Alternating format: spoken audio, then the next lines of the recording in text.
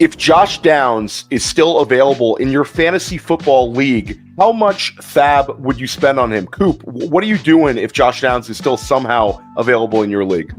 I mean, dude, in my leagues, he's not available. And what I'm doing right now, maybe making fun of some leagues a little bit for not picking him up. But I'm honestly, man, I was shocked to see that on Yahoo, only 40% rostered, man. So this guy's out there in a ton of leagues.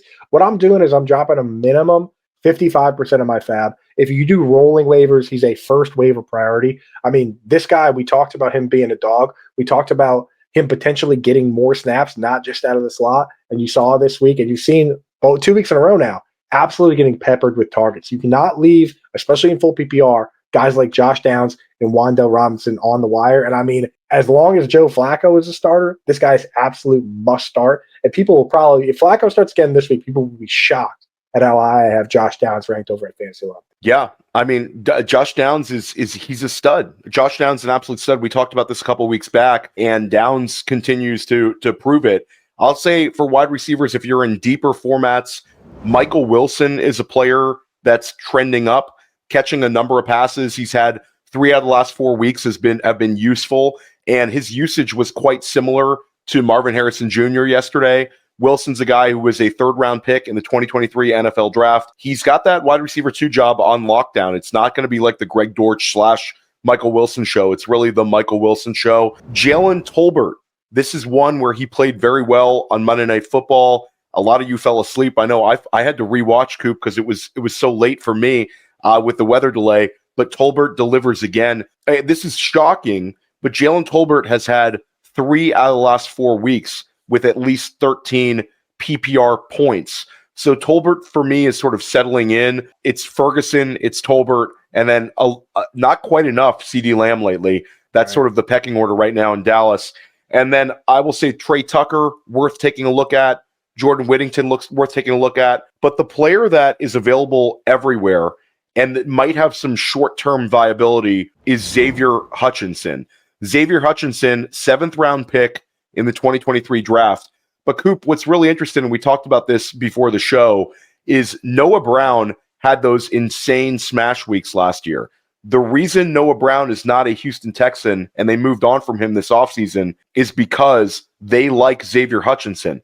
Now you've got Nico Collins with a hamstring injury. We don't know the severity. It doesn't sound like anything crazy, but you got to figure with a player playing at this level, they're not going to rush him back. So Xavier Hutchinson might be a guy, if you're in a start 3 wide receiver with a flex 20-man roster league, he might be a guy that you even consider streaming this week. Yeah, deep leagues, definitely DFS, because you got to understand, some of these teams have one next man up that just comes and plays no matter who's out. Other teams have like understudies, right? And we've seen with this team, Robert Woods is a guy that'll come in, play slot flanker. If one of those guys is out, Tank Dell or Stephon Diggs. But when the big split end, Nico Collins is out, they go to the big split end, Xavier Hutchinson. We saw it last year. So I'm loving that, Theo. I got to ask you another, because Josh Downs is the big one for us, but there's a couple other big ones here at running back. 2 names popping this week, Tank Bigsby and Tyrone Tracy. If you have to go after one, if you're desperate, 0 RB team, who are you putting your chips on? For me, it's Tank Bigsby, and I like both. And I actually think Tyrone Tracy, sort of the argument around Tyrone Tracy now is that Devin Singletary just comes back and takes his job. I don't think it's going to be quite that easy. Tracy was very effective this past week and they get the big win. But for me, it's like Tank Bigsby has 3 out of the 4 highest rushing outputs in the last 14 games for Jacksonville. It's crazy how much more efficient he is as a runner than Travis Etienne. And the difference between him and like a Bucky Irving, where a Bucky Irving is more efficient than Rachaad White as a runner, is Tank Bigsby is a dog, and Tank Bigsby is a beast. This is a 215, 220-pound player out of the SEC. And Coop, he gives you this immense performance, and it was also Jacksonville's best offensive performance of the season. They score 37 points. They beat the Colts. Bigsby gives you over 100 rushing yards. The only time a Jacksonville Jaguar has had over 100 rushing yards this year was Tank Bigsby yesterday. Bigsby also gives you the 2 rushing scores, but Coop, he also catches that pass, which is like, if you're a Travis Etienne manager, you hate seeing that catch and run, because Bigsby, that was him at Auburn. He could do both things at Auburn. Right. So for me, it's sort of like who is going to help me more on a weekly basis? Probably Bigsby. And if one takes over the backfield, Bigsby's more valuable than Tyrone Tracy. I think Bigsby's a stud. And I think if he's in your league, you should be super aggressive with him this week, adding him to your roster. Yeah, and they told us they love Bigsby. They told us last year, too. He just kept making mental mistakes, passes bouncing off his hands. He had that one that he caught, didn't know it was live week 1, got stripped and taken for a touchdown. Like, those are the things that will keep you off the field, but the talent is what's getting him on. And, you have to wonder, I know, that Travis Etienne is best friends with Trevor Lawrence, went to Clemson together, but at a certain point, you just have to lean into the guy that's actually producing. So maybe we'll be Bigsby. Deeper guys to look at. We have to keep an eye on the Aaron Jones injury. The bye week's coming at the right time for Minnesota and Aaron Jones, but these hip issues, man, sometimes they can linger. So maybe Ty Chandler picks up some work there. I'm not going to go as far as to add Myles Gaskin, I don't think, buddy. And then, Jalen Wright. Anytime you have guys out for the Dolphins, he's kind of stepped up a little bit. And with Devon Achane out and it's him and Raheem Mostert, now things are pretty thin because we've already seen Mostert get banged up. This guy's on the wrong side of 30.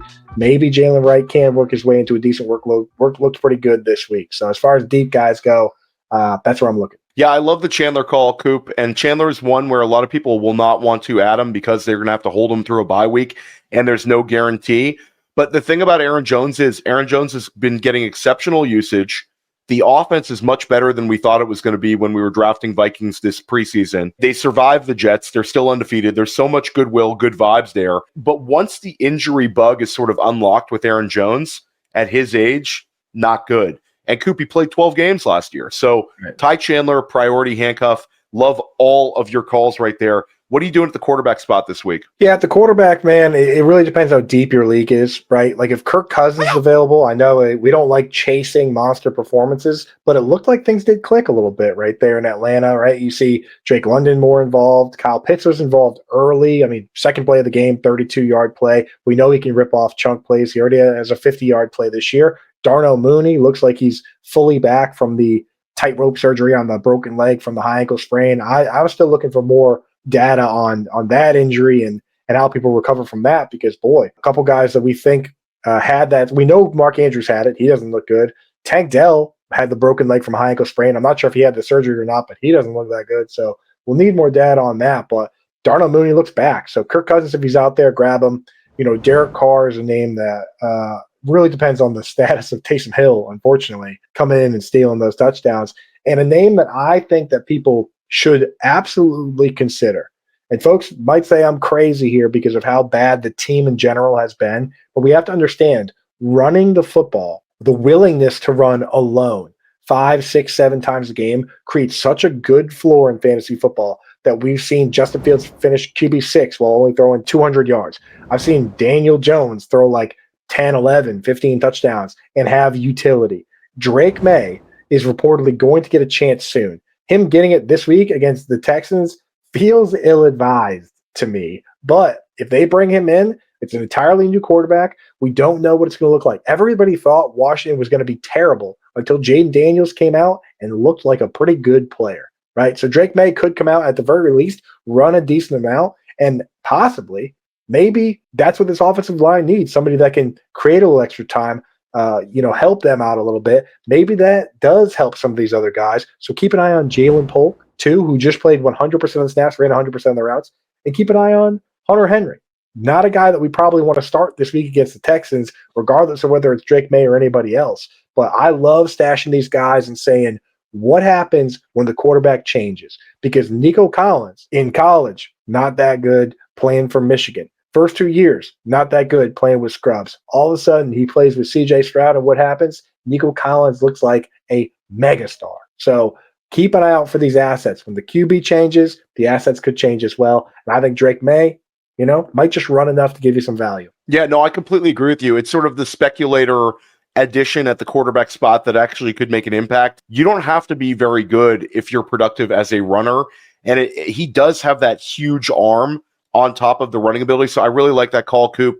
That's a speculative one. And Coop, why wouldn't they just start him against Jacksonville, the team that everybody scores against with a easy defense?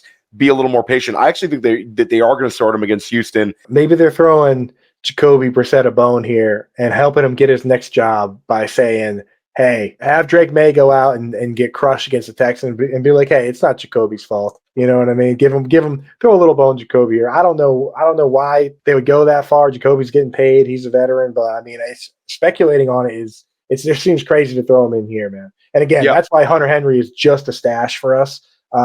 If you are out there and you need a tight end, Theo, I know you and I talked a little off air.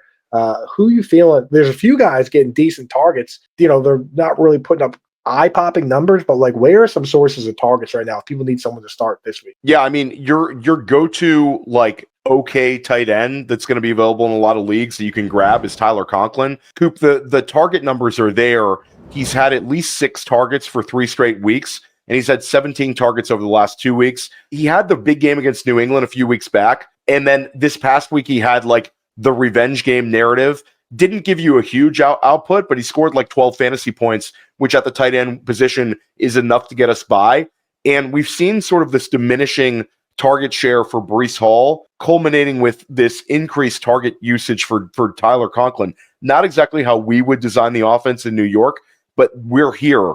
Aaron Rodgers likes Tyler Conklin. He is targeting him. He's certainly handcuffed by the quality of the offense and the quality of the player, but it's also a guy that has had 80 plus targets for 3 straight seasons. So that's sort of my boring tight end of choice. Do you see any other veteran tight ends out there? Yeah, not just 80 plus targets, exactly 87. How sick is that? It's just ridiculous. It's so like there's a baseball player, Chris Davis, that batted the exact same 247 3 years in a row, which is nuts. But super weird.